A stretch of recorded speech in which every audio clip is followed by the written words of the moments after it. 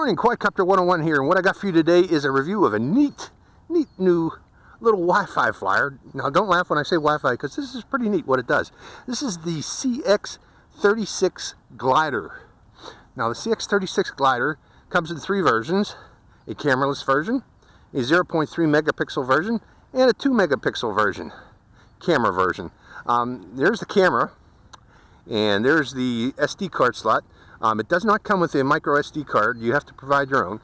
Now, the version I got is supposed to be the 0.3 megapixel version, the CX-36B, and the CX-36C is supposed to be the 2 megapixel version. But after looking at the video from this, it appears that I actually received, even though it said on the box CX-36B 0.3 megapixel, that I actually received a 2 megapixel camera in this. So you might want to consider that. I don't know if they're all shipping 2 megapixel cameras with the Bs, but the one that I got actually is a 2 megapixel version. Now, what's special about this quadcopter, other than its obviously interesting looking shape? If you look at it, it looks like a person in a one of those sky suits. You know, those what do you call those guys? Base jumpers that fly with flight suits on. It looks like a flight suit, a guy with a flight suit on. It's pretty nifty, and that's his head, and that's the flight suit, you know, to help him glide. But it is not, you know, that's where the glider word ends, other than it looks like a guy with a flight suit on. What is interesting about this quadcopter is there is no controller with it, if you notice. It's just the quadcopter itself. This quadcopter is entirely controlled via a app on your phone, a Wi-Fi app on your phone. Now, how can you control this quadcopter effectively with a Wi-Fi app? Well, this quadcopter also has altitude hold, which makes flying it very easy via the app. I particularly like in altitude hold to use the gyro sensors on my phone to control the quadcopter. Who is she barking at? Oh, guy with a bicycle. So I use the gyro sensors on the phone to control the quadcopter. Let's go into flight and I'll demonstrate that. Okay, I moved over here to give us a little more room to fly this CX-36 glider. Let's start it up. We're going to fire up the app for it, and then we'll take to the air. Hope you enjoy this flight. The quadcopter has already been plugged in. The power is on the quadcopter. It has power. We try to find a spot where there's no grass, or little grass, so it won't stop the props. I'll probably take off from my hand if that's a problem. Okay, let's start the app. Okay, starting the CX-36 app. Hitting play. Now this phone has been on for a while, so it should already be connected to the quadcopter. It has been connected before I came out here, so it knows to look for that quadcopter when it starts up. Now we're going to select gyro control here. And the reason being, this is much easier to fly using the G sensors on your phone than trying to use your thumb to control it with a touchscreen. The only thing we're going to be really controlling is throttle and yaw. And also, we are going to record. We got a memory card in the camera. Recorder is on. The camera is recording. And we're going to do automatic takeoff, which is that button there. And notice, I have control of the quadcopter just by using the tilt on my phone. Let's go to a little bit higher rate, 60%. And we'll go up a little higher too.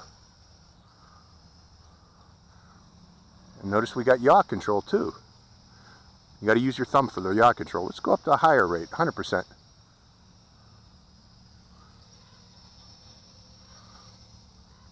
Trying to show how I'm controlling this. Let's go up higher.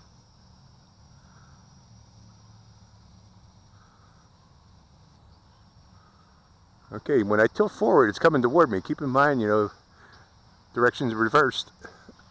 Pulling back, it goes away from me. But with this phone, you can actually fly this pretty darn steady.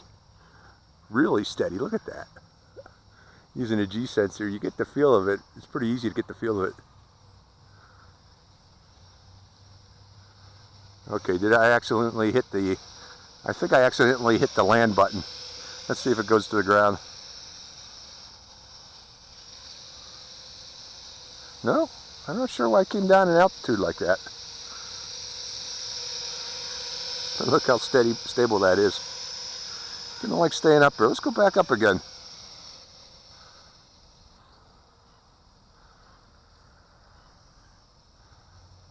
And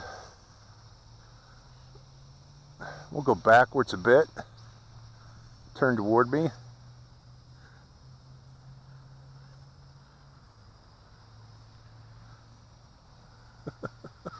See how I'm flying it, folks?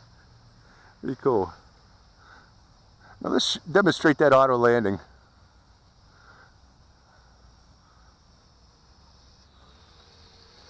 Auto land. I want to turn its butt end toward me to make it easier with this G sensor. Okay, let's hit auto land button. Yeah, I'm turning the camera off too. Okay, video is off, and that was an auto land with this thing. Let's see, let's go back to the air, hitting the takeoff button. Video is back on again. Let's see if I can go around that pole. Just using the G sensor. I just smacked a quadcopter into that pole earlier today here. Lost a prop over there.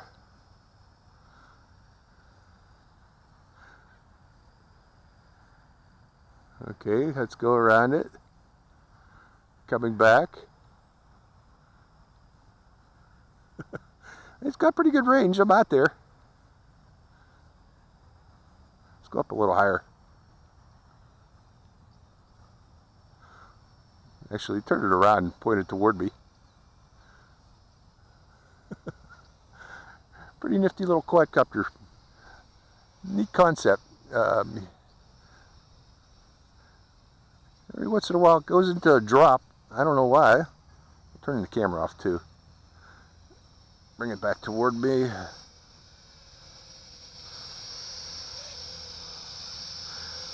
But neat concept. A little quadcopter you can take with you, and your controller is your phone. Let's get some trim on this. Left trim. You can trim it supposedly.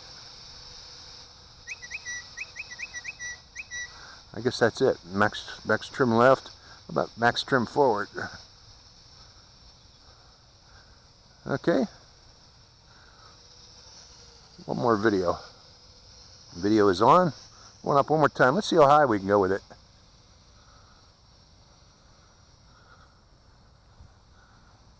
Can we get the lights in view? Probably. Oh, there's a wind up there. Up a little higher. No, I don't want to go up any higher.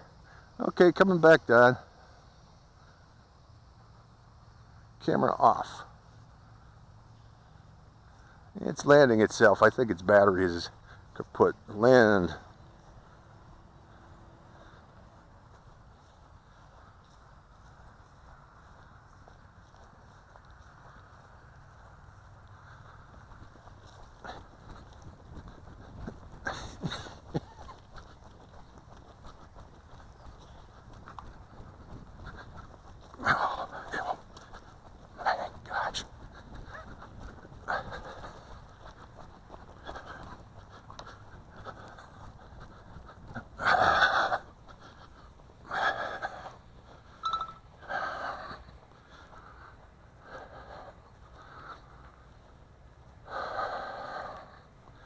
Well, there it goes away. It can fly away, folks. It's just flying away. Bye-bye. Keep that in mind, folks. This little quadcopter does have flyaway ability.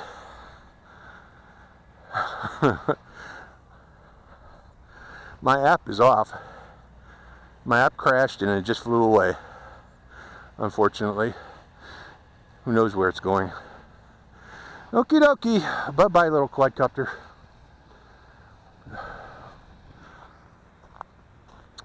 Quadcopter 101. Signing off.